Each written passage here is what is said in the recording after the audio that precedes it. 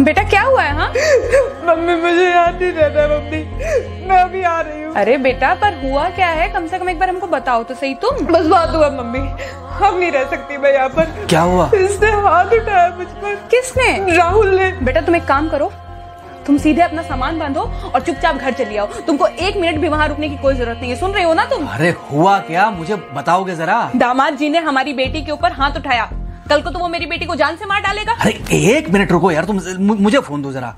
हाँ बेटा, क्या हुआ? राहुल ने हाथ उठाया मुझ पर पापा। हाथ उठाया मतलब मारा?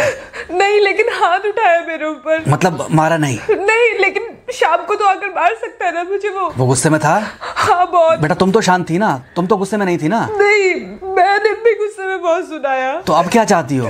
मुझे नहीं रहना पापा, मैं घर आ रही हूँ। ठीक है बेटा, घर आ जाओ, लेकिन दोबारा जाओगी तो नहीं? नहीं। हाँ तो बेटा आ जाओ, तुम्हारा तलाक करवा देते हैं उससे। लेकिन तुम श्योर हो ना कि दोबारा जिससे शादी होगी वो तुम पर गुस्सा नहीं करेगा और तुम उससे गुस्सा नहीं करोगी, तुम दोनों के बीच में झगड़े नहीं होंगे?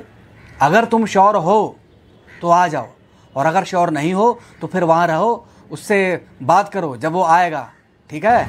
आराम से बैठकर मामला सुलझाओ, जैसे तुम्हारी मम्मी और हम बैठकर सुलझाते हैं। भाई झगड़े किसके बीच में नहीं होते?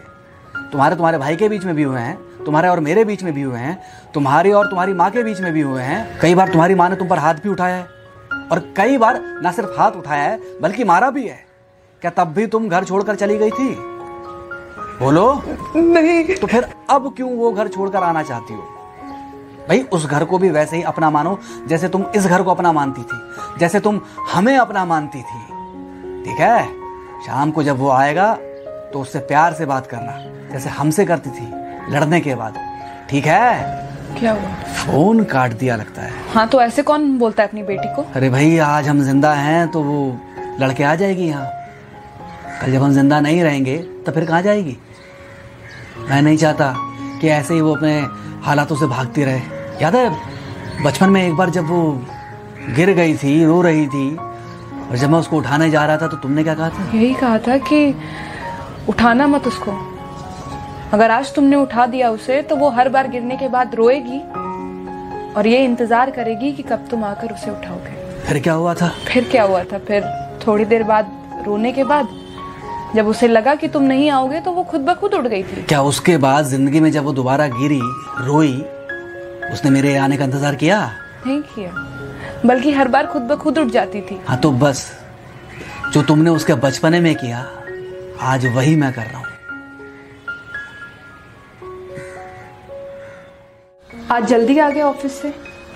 हाँ एक्चुअली ऑफिस में कोई बहुत ज़्यादा काम था नहीं तो इसलिए। पानी लेकर आऊं? नहीं कोई बात नहीं, सॉरी मैं सुबह थोड़ा ज़्यादा ही हाइपर हो गया था। सॉरी, मैं भी गुस्से में कुछ ज़्यादा ही बोल गई थी। एक्चुअली मुझे समझना चाहिए कि तुम दिन भर इतना काम करती हो तो मुझे भी समझना चाहिए कि तुम भी बाहर रहते हो, इतनी सारी परेशानियां होती होंगी। आगे से तुमको शिकायत का मौका नहीं दूंगा। तुम कहाँ शिकायत का मौका देते हो?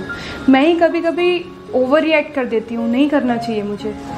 चलो इसी बहाने कम से कम तुमको ये पता तो चला कि गलती किसकी तरफ से होती है। मार अभी खाओगे कि खाना खाने के बाद खाओगे?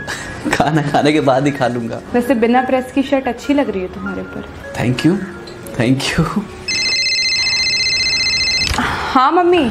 हाँ बेटा, दामाद जी आ गए क्या? मम्मी जी नमस्ते। खुश रहो बेटा, खुश रहो। बेटा सब नॉर्मल है ना? हाँ सब अच्छा है मम्मी।